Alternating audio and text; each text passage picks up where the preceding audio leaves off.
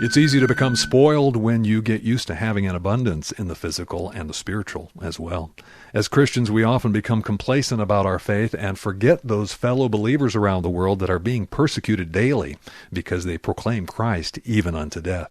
In a letter to the Corinthians, Paul was telling the people not to forget that there's a price to be paid as a follower of Christ, and that without that personal persecution, one becomes complacent and weak in the faith, becoming susceptible to cultural compromise and a loss of the fire that fuels the faithful to incredible odds to get the word out about this Jesus who died and rose again to set the captive free from sin. That was 2,000 years ago. How are you doing as a follower of Christ? Has the comfort of living in a Christian community made you soft? The time is coming, even as we speak, where persecution will test your faith and will be more than simply enduring personal tragedy and crying out to God. How will you do if you are required to give up the good life in any form or fashion for your faith? Are you ready to sacrifice and suffer for the cause of Christ?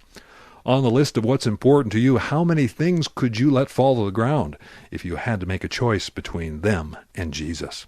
The trial is coming, my friend. Be ready, because you don't want to find out before it's too late that your faith is built on a crumbling foundation.